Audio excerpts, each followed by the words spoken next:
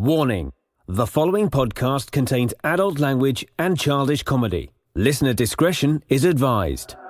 And now, please adjust your headphone volume to an unreasonable level and enjoy the most dynamic and electrifyingly entertaining podcast ever to conquer cyberspace. This is Amish Baby Machine.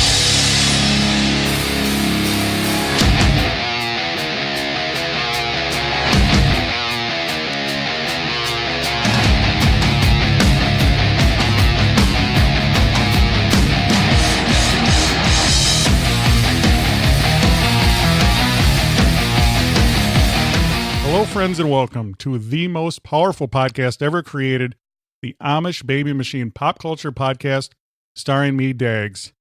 The Amish Baby Machine Pop Culture Podcast is powerful, and we're ready to go today with a powerful guest, all the way from Alaska, Mountain Man, Robert Forto.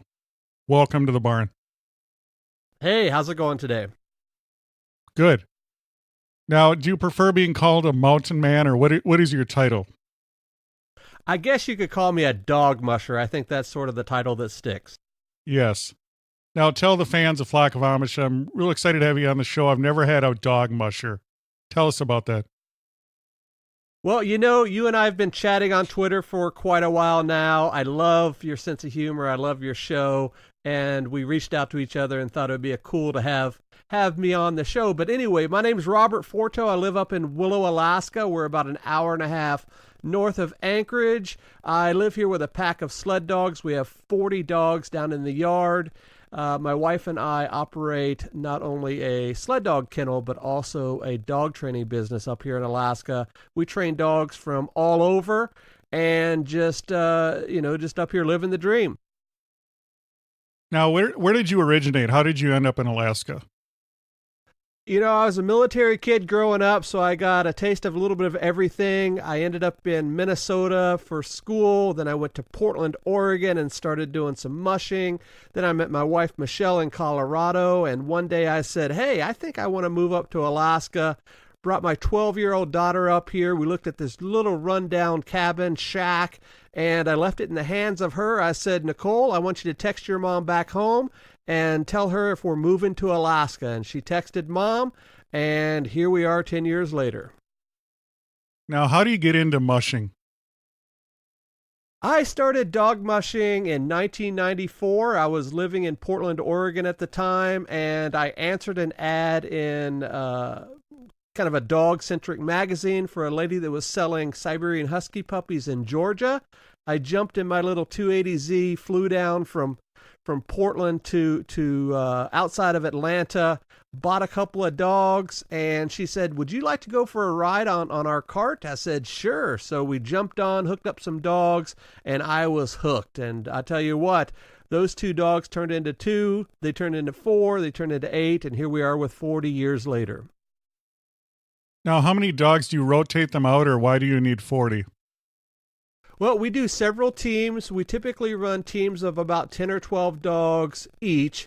And I also teach a class at the local university where we take outdoor leadership students in the Alaska backcountry, and we teach them, survival skills and backcountry techniques and whatnot. So we'll take 3 or 4 teams out with them and just get them used to dog mushing and seeing some of our great country up here.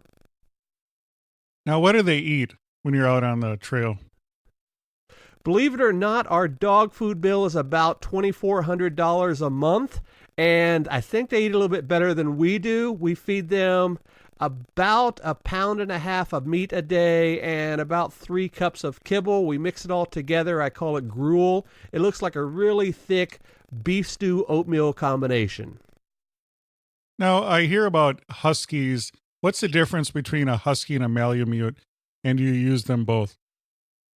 We do not use Malamutes. Malamutes are typically larger, freighting type dogs, much heavier, much, think of it like an offensive lineman in football. That's what a Malamute is comparable to. We use what we call Alaskan Huskies, which is some type of husky breed in there, typically a Siberian, along with something else. It's kind of a Heinz 57 dog that's bred particularly for dog mushing, and they can pretty much go forever. They don't get cold. They don't often get sick, and they're just doing their job, something that they love to do.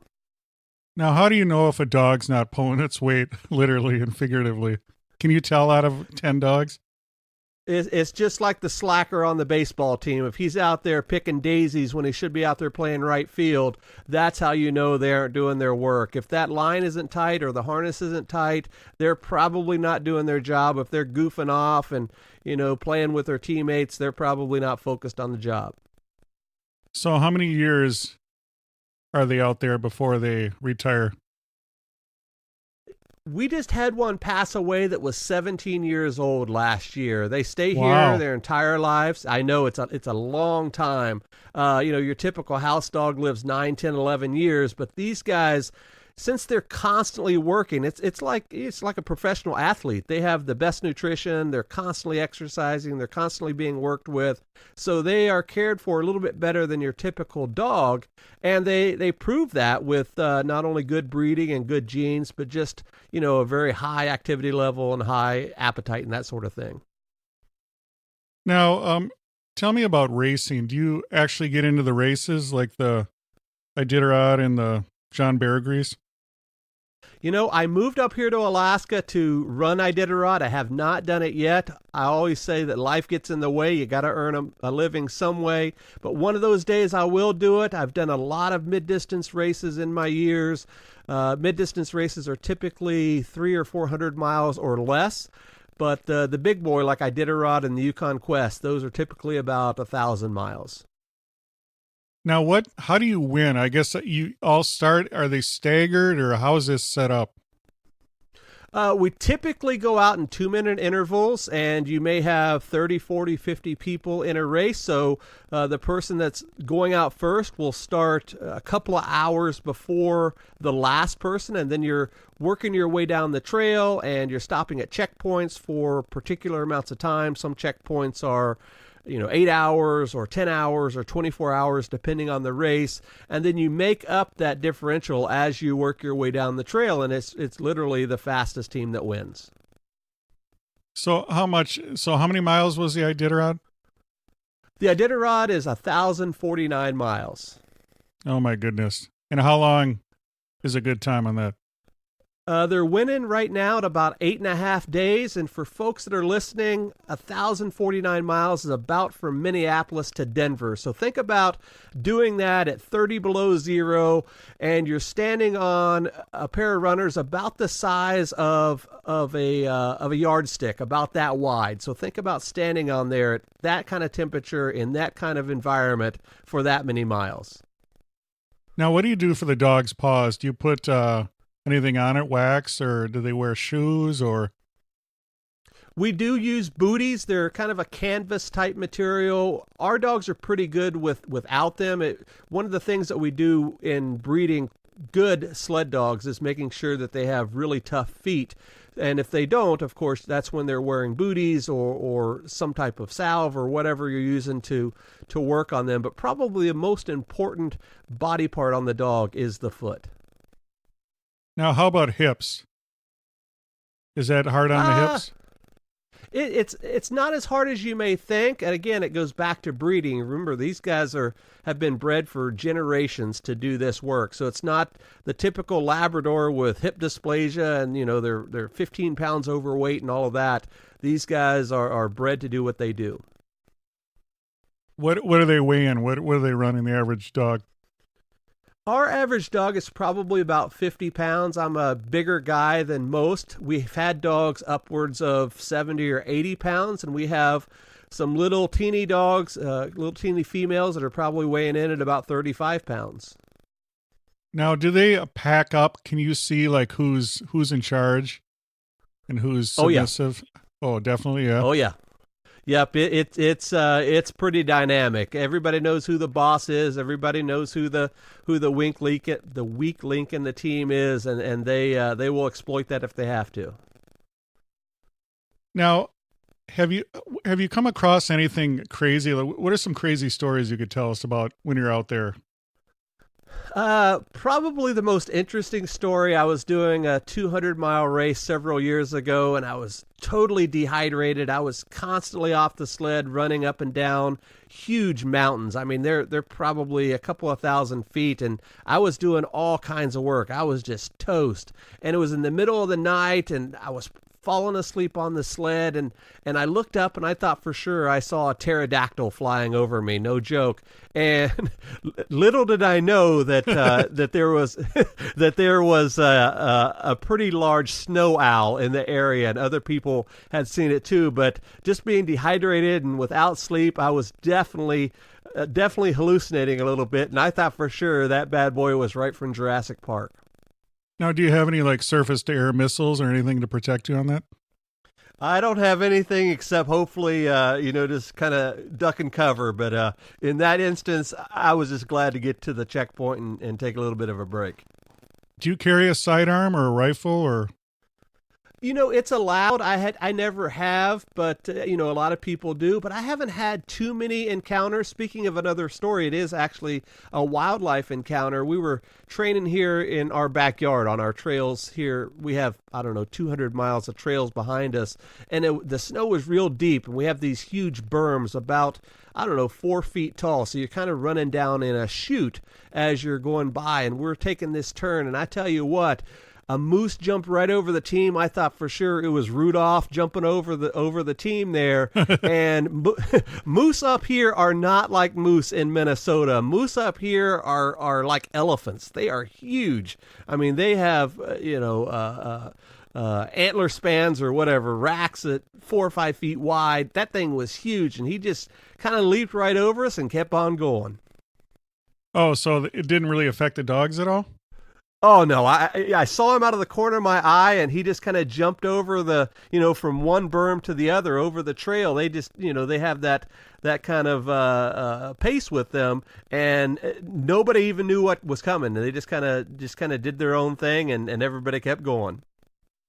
Now, what is their prey drive like? Do they go after small animals if they see a lynx out there? They have. When we were living in Colorado, I was training on this training cart. It has I think they're about the size of a wheelbarrow wheel on it, and it's a metal type cart, probably weighs about 500 pounds. And we were running around the neighborhood, and my lead dogs caught scent of a fox or a rabbit or something. And he took off down through this guy's property, and I literally ended up in his living room. Wow. Those dogs just took off chasing after whatever it was. I never saw it, but we took off that road and in through that guy's property. I thought for sure I was going to crash. I was wearing those nylon Adidas type athletic pants, and when I was done with that, I tell you what, they were shredded from the knee down. But it was a ride I'll never forget. I just totally enjoyed just flying through somebody's backyard like that. Now, how do you feel about the dogs? Are they working dogs, or do you treat them as pets or something in between? We do an in-between type deal. We're down there all the time, every day. Yes, they're working animals. Most of them do not want to be in the house. If we bring one up that's injured or sick or whatever, they're pacing at the door thinking, I got to get out of here. I don't want to be in this place. I want to be outside.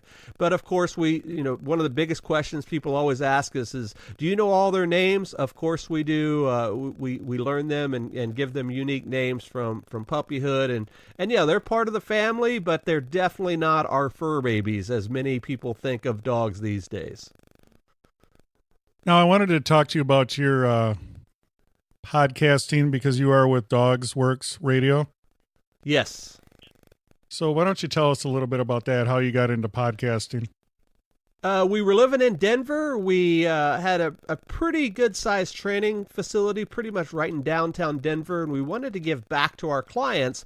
So we started a podcast back in 2009, really before anybody knew what a podcast was. And we set up some mics in our lobby, and it was on a Saturday morning, and people would come in and ask questions about dog training. Why does my dog eat poop, or why does he tear up the furniture or whatever? And we just had a back and forth like that. that. And lo and behold, people started showing up every week to sit in on our live show, and it built a lot of momentum. And then we were doing live shows at 5Ks and that sort of thing for dogs, and it really just took off. And after years of doing that type of thing, we started our Mushing podcast, where we cover dog-powered sports like mushing and bike joring and all sorts of other things. And that's sort of where we're at now. Every winter we cover the Iditarod on a daily podcast, and it's just kind of gone from there. It's sort of my passion, sort of like you. I just love telling stories and talking to people and hearing interesting things about what people are doing around the world. Well, where can we hear you? Give us some plugs. You can definitely hear me at dogworksradio.com. That's probably the best place. Of course, that's where all the show notes are for our guests, all their links and all that kind of stuff. And we're on every podcatcher there is, Spotify, iHeartRadio, Stitcher, Apple Podcasts, wherever. Just search Dogworks Radio on the internet and we'll pop up. Cool. How about on social medias? You want to give out your Twitter and Facebook and such? All the same. Search Dogworks Radio. Wow. You keep it simple. I like that. Well, while we're at it, why don't I plug some stuff too? We want to thank everyone that listens to our powerful podcast. Make sure you check out our merch. AmishBabyMachine.com. I got some powerful merch. T-shirts, hoodies, tank tops, whatever you need, I got it. Make sure you follow us on Twitter at AmishBMachine. We're on Instagram, Amish Baby Machine. Like our Facebook page. Also, check out our YouTube page also. All our podcasts are uploaded to YouTube. And so I want to get into, you're up in Alaska. I wanted to get into the lifestyle of Alaska versus living in Minnesota or Colorado. It's not as bad as most people think. I'm sure a lot of people have the impression of Alaska on the TV shows that they watch, and I hate to say this, but I would say almost all of that is fake.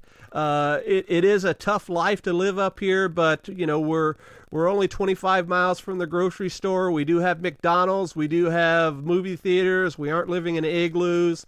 And we pretty much have all the perks that everybody else does. But I tell you what, when a new restaurant does open up, it is a major ordeal. They're opening up a Sonic up here in a couple of weeks, and people are going absolutely nuts over Sonic. They're talking about rerouting traffic and all kinds of crazy stuff just to stop in and get one of those shakes.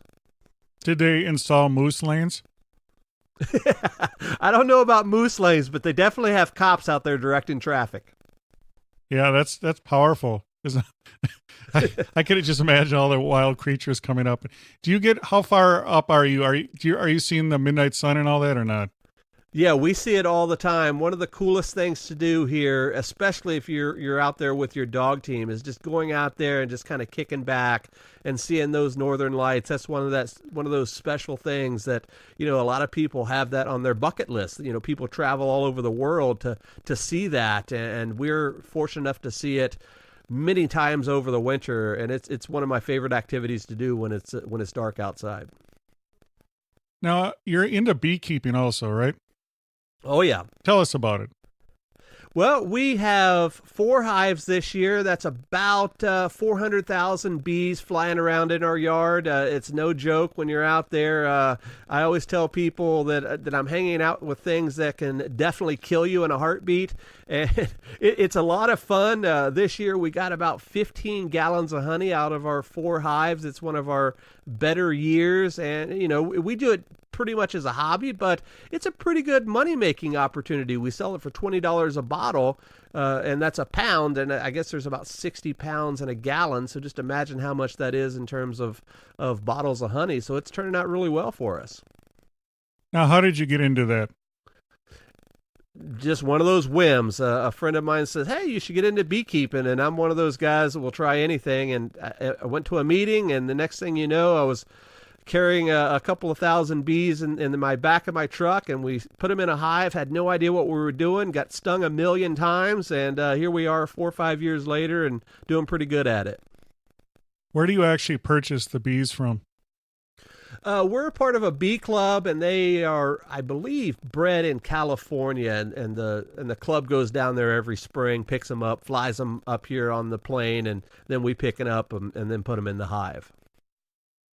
So how many queens do you have? One for each One hive, for each, or how does yes. that work? Yep, one for each hive, and a lot of people hear about bees swarming. Bees will swarm when another queen is born. So their idea is to split the hive to double themselves. Obviously, they're trying to populate. So when a hive will swarm, it's because another queen has been born in the hive. You said about 4 years you've been doing the beekeeping? 4 or 5 now, yeah. So if someone wanted to get into it, what would you recommend? Join a bee club. You can get into it for probably $400 or $500 and set up a hive in the backyard. A lot of people think, "Oh, I don't want bees in my backyard. They're going to attack my kids or my dogs or whatever." And I tell you what, if we're not in the box, if we're not in the hive, they're pretty docile. I don't think I've ever been stung with that many bees around the property unless somebody was in the box messing with them. So what does the smoke do? It just kind of calms them down? Yeah, it kind of bakes them out like taking a hit off a bong or something like that. Oh, my they're kind of goodness. just yeah, they're just chill. When you hit them with that smoke, it's like it's exactly the same thing as if folks are doing it as well. Are they pollinating a certain plant, or you just let them go and it's just total wild honey? It's just total wild honey. We don't use any insecticides. We don't do any antibiotics. And since we're pretty much out here on our own, they're just doing their deal. A bee will fly in about a 3-mile circle from their hive. So they're hitting up plants everywhere from 3 miles out. So a lot of people think, "Oh, I'll just plant a bunch of plants in my yard, and that's what will attract them." I see a few bees in our yard, but I hear all the times from our neighbors a couple of miles down the way, "Hey, all of your bees are over here eating up our nectar or our pollen on our plants." Now, do they have any enemies, like anything you got to watch out that might mess with the hive? Wasps tend to get in there. We don't have a big problem with that here, but as you get closer to the city, for some reason, they have more wasps and hornets and whatnot. You can have ants and even mice and that sort of thing, but a bee will not let anything else in. And they have kind of little sentry bees that hang out at the front, and their job is to keep all of the other intruders out. And you'll see them attacking these other types of bugs, and they'll just tear them up. They'll kill them in a heartbeat. Now, what else do you do out there? So you're into the beekeeping. Is there anything else? Do you have a big garden, or? Don't have a big garden. I don't have time for that. As I mentioned, we operate a dog training business. The dogs here with the kennel keeps us real busy.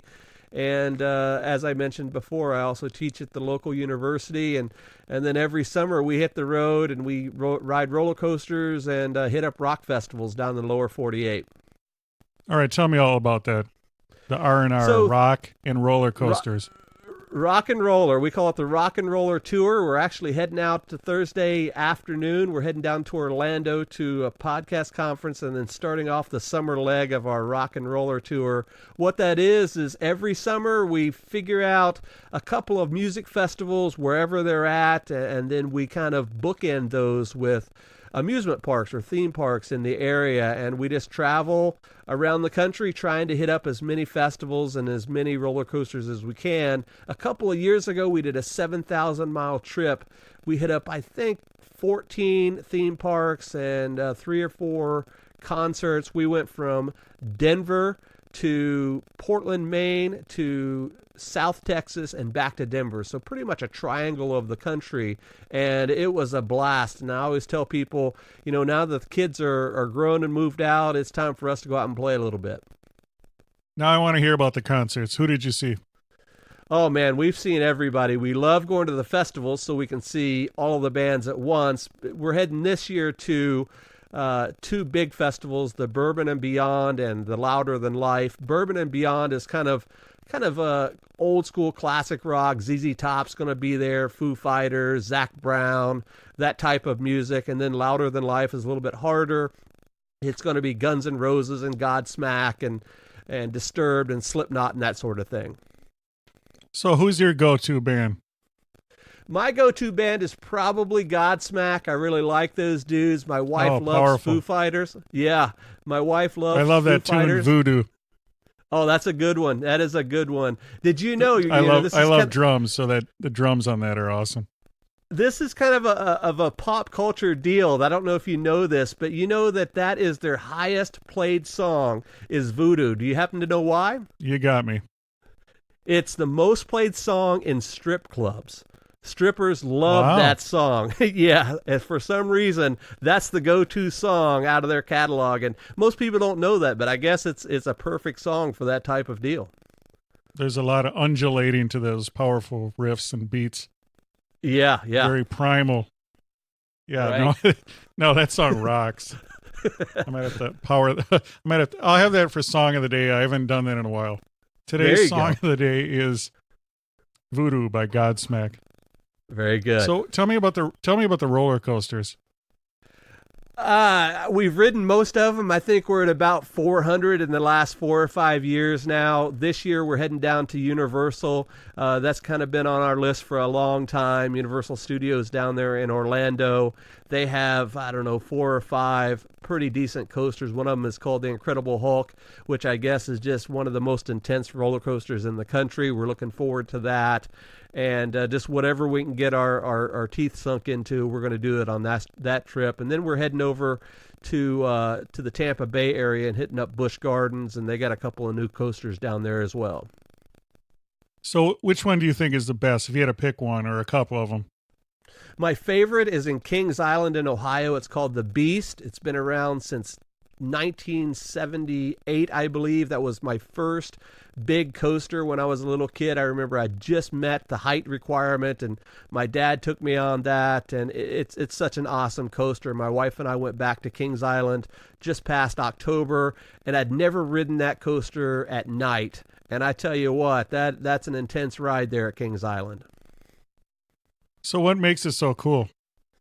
It's just fast. It's long.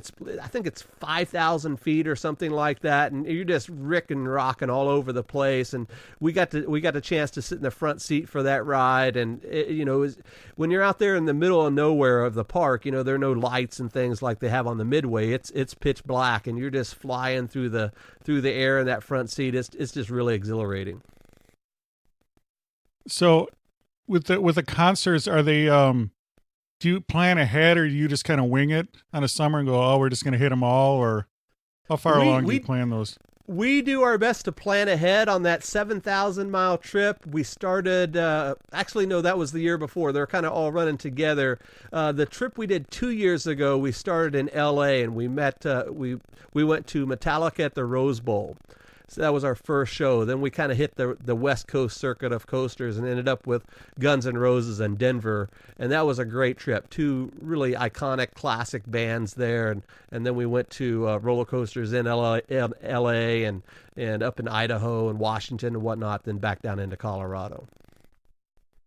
So I'm going to name a state, and you tell me a good roller coaster. All right. Alaska. Do you have any? We don't have any. That's why we travel. They tend to be in the Midwest, right? A lot of them are in the Midwest. A lot of them, of course, are around big cities. You guys have one right there in the Twin Cities. I haven't been there in years, so I have no idea if the coasters are there that were there when I was there, right there at Valley Fair. That's a pretty good little park. There are other parks there in Wisconsin and near Chicago and Ohio and all over the Midwest.